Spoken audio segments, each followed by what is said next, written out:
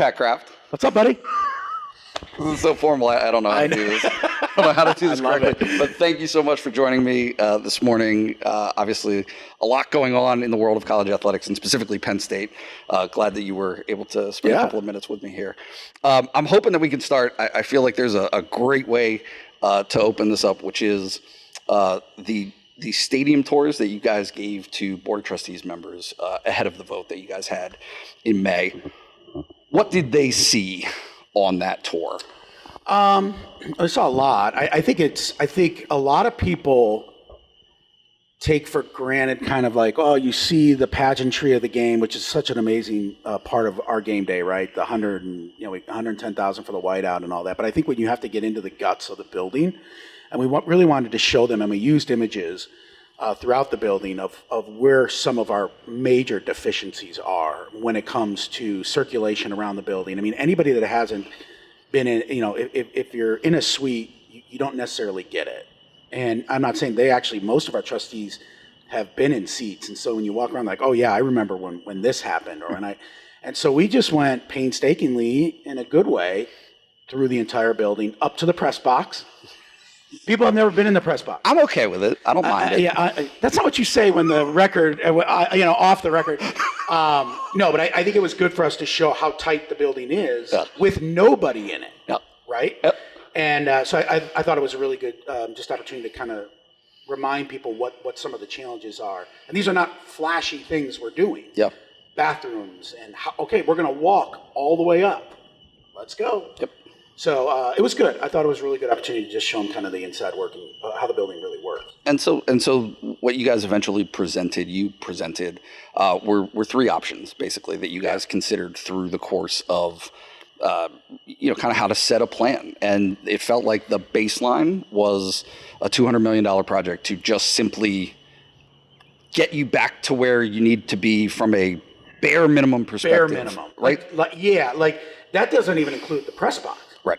Which has been there. I mean, parts of that press box are the original press box. And then it was, a little bit added on over time. So we're talking, and I know this one I think was 1967. There's a hole that goes right through. So, So I think, that was kind of the original. That was like, okay, if we do this, this is what it gets us. Mm-hmm. Which is effectively... Still no premium. Right. No, it doesn't fix our, real circulation issues and doesn't generate any revenue. Yep. And then, obviously, the other end of the extremes was a new build. For whatever detail you can give, what would that have included? What would that have looked like for the best option of a new build? Well, I wouldn't know how, I don't know from a design standpoint, but look, no one's building 110,000 seat stadiums, 107, 106,000. They're just not doing that. They're going the other way. Yep. So when we're talking about, we're in $2 billion plus to do that, right? Yep. And that's just not, it's just not feasible. And take that aside, in my heart and soul to watch them take down Beaver, I just don't think that's right. I just don't think, we don't need to do that. Yep. And I think that building I believe the building represents so much for us and to me. So that also plays into it. Yeah, I guess when you look at costs, then $700 million is where you guys ultimately ended up. What all went into the? It felt to me as though there was a balance of cost, necessity, and benefit, right? Because there's another piece to this of revenues that don't currently exist that could exist in the future. Yeah, no, I think you hit it on the head. You're very smart. And we're done. Yes. Scene. No, I think you're absolutely right. It's like, all right, how do we do this the most? And I know everyone sees that number. First off, construction here in Happy Valley is not cheap. Right. So I've been blown away as we've done projects just because of where we're located, right? So let's put that there.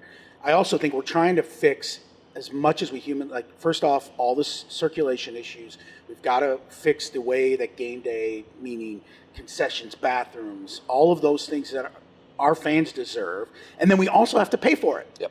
And so we don't have the premium opportunities that I think I know, because I've been out on the road now since the approval, that people really want.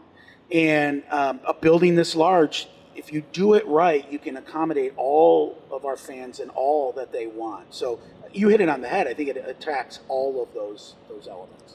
One of the criticisms it felt like was that the projections of revenue incoming from building premium are overly optimistic. Do you have a response to that? Is there a way to? Funny. Okay. I mean, how do you know? Right. No one even knows what we're charging for premium. Look, I like the criticism's criticism. You're never going to get everybody unanimous on this. I mean, we have our team with Sarah and her team. We have ran more financial pro formas than I think anybody in the world for a project. Sure. I feel very comfortable with where we are. Remember, we do have 94,000 season ticket holders. We are Penn State football. I think people are missing that point. Yeah. This is a behemoth. We are the best program in the country. We are the best fans in the country. We deserve it. We deserve to be able to have a great experience, and we will continue to enhance and adapt to whatever the ever-changing world is. But I also will say, that's all speculation. Right. And I think we've been on the road since May 21st when the vote was, it's been very positive. There's also another piece to this that I'm not sure. I feel like it was in the presentation, but the utilization of some of the spaces that you're going to build beyond the world of football. Correct. It's very astute by you. Well, I think the Welcome Center is a piece that people overlook. We do not have that. If you go to any major institution, really any institution, you have a welcoming place for your student population. It has nothing to do with football. It has nothing to do with ICA. It has nothing to do with anybody other than recruiting general students. That's going to be part of that building. We will have a space. It's roughly around 40,000 square feet where we can host weddings and proms and all of these things. That will be the most, I believe, it'll be the most utilized area in the new renovation. And I think we need that as a town. Yep. As we're looking at, we have the club level upstairs, but that's not big enough. So now you get that. You get the field club level that we'll show. There's all of these other opportunities that are help everybody else, which I think is great. Mm-hmm. You got to use this building. The building has to work for you. Mm-hmm. It cannot just be 7 days. Mm-hmm. And then do you see that as having a long-term ramification for not just paying off the building itself, but for Penn State athletics, for the health of the athletic department? Yeah, I think the more we connect ourselves, and we do a really good job because of our past and obviously with the history, just in particular with football, but where we are, we're connected to the community very deeply, and that's great. That's why there's that passion. But I do think this is another piece that everybody gets to feel a part of that building and gets to be in it. And when it's all said and done and down the road, yes, it will help us in ICA. It helps generate revenue that we need in this new world, and it also brings other events in to that building. And so it's a special building. Cool. Moving on. Yeah. NIL. Right. It's been a topic for a few years, obviously. Yeah. And one that is up front in the minds, I think, of a lot of Penn State fans at this point. Where do you feel like the overall health of NIL stands for Penn State athletics, and then specifically football? I will tell you this: with the House case soon to be settled, with the new rule changes in the NCAA, I'm as confident and as excited as I've ever been in this world moving forward. It is allowing us the opportunity, and everyone, I've not been shy about saying this. I did not like the fact that we could not be involved with our student athletes and helping them. It is now, in essence, coming in-house. We now can help. We're building, we're working with our new multimedia rights partner in the deal, which we signed, which is one of the largest deals in the history of college sports, by the way. And they now allow us to work with allow all of us to work with our athletes to utilize the IP, to engage in corporate sponsors that way. We're working with LeVar Arrington's coming on board with the Brand Academy, and LeVar is helping our athletes build their brand. So we are able to basically build an agency in-house to assist our student athletes. And I think a lot of it is what the cause marketing piece. What are you passionate about? And then let's help you engage your brand in that way. But I think the key for us is to be able to have a little bit more influence and say in how we can help our student athletes and not just leave them on an island on something that is so important. It feels like it also shifts the dynamic of the onus specifically being on fans, right? In terms of supporting financially. 100%. And it really, yes, I think there's an opportunity for that. I know, when you have the second most CEOs in the country that are alums, I think it is an opportunity for us to partner with those companies. That's the real NIL, right? I always say I'm Michael Jordan. Well, in the LeBron Jordan's a GOAT. But I think that's true NIL, what Air Jordan was, right? Yep. And so that's what we want to continue to grow upon. And I think now it opens the door when we're having conversations, not only about development and philanthropic endeavors, but hey, we have an athlete that's interested in this space. Would you want to connect with them? Yeah.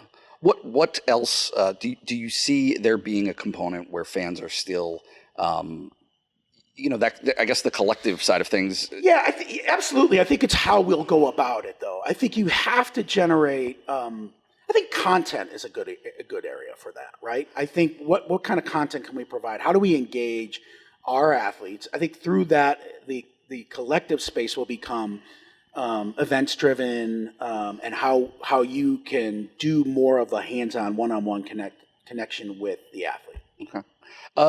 Big Ten expansion / Big Ten realignment, all of these different things, right? Yeah.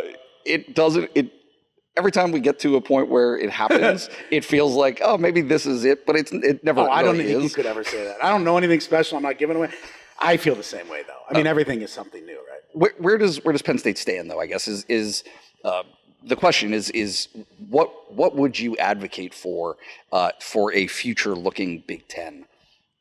I just advocate that, I don't really even know. Where do we stand? We're the best in the country. I don't really care who we play.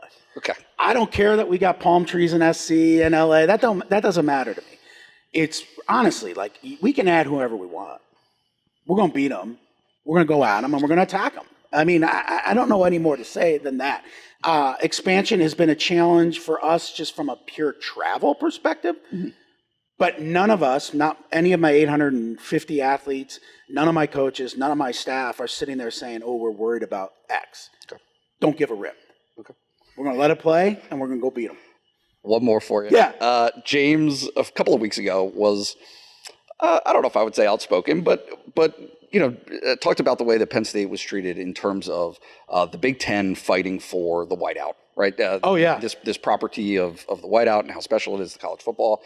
And my understanding is you have advocated on behalf of that's one way to put it. I appreciate that. That's a very kind word. To the Big Ten, advocating for a lot of things. Sure, Big Ten. and the Big Ten, right, or the network partners, right? Because that's the dynamic at play here. It is really. I mean, this year has been a little unique, and we continue to work with the conference. I think Tony has done a really good job, but I don't think we have been advocating for a lot of things for Penn State, and I just don't have patience for that. Okay. The Big Ten needs Penn State, and I think they understand that. But we can't just sit back and expect certain outcomes. You have to be aggressive. You have to be, you have to explain and be positive. It's not about being a jerk. It's just fact or fact. So you have 3 networks choosing. This year is a very unique year in that. So there is an actual draft that goes on. So we're all trying to learn and go through that. But I have many calls about the whiteout. Look, the whiteout is the greatest college event, period. And I think it's not just a football, but I need to continue to remind people not around us how great that event is, because when they come, they're like, whoa. And I think that's just my job, is to continue to advocate for us. And it's just this one is just a unique situation because it's new, right? You got Fox, CBS, NBC in this kind of draft process. Okay. And I mean, just for you to verbalize it, but it feels like James's advocation was the best team on the schedule at home and being a night game, right? Are those two the I'm a firm believer in the night game. I mean, I've heard enough. I watched, the Iowa and the Minnesota. You want your best game, but there is a point to it. Like, that Fox window is so strong for Fox. Yep. So look, you've got it. This is where the finesse of the whole thing comes in. Right. I'm not a very finesse guy. But no, I do think you always want that. You want that atmosphere. I mean, shoot, I've watched that Ohio State win, and I'm like, I'm amazed the building stood upright, with the block kick. But I in a perfect world, that's what you want. Yeah. That's what you want. Now you're going to get a lot more. You're going to get a lot of good games now. That's the other piece. It's not just one or two. You can get 3, 4 good games as the schedule starts to emerge, down the years. Great. That's it. Thanks, buddy. I'm done. I'm getting the evil as. Of course you are. Thanks so much. Thanks, bud. All right. Good to see you.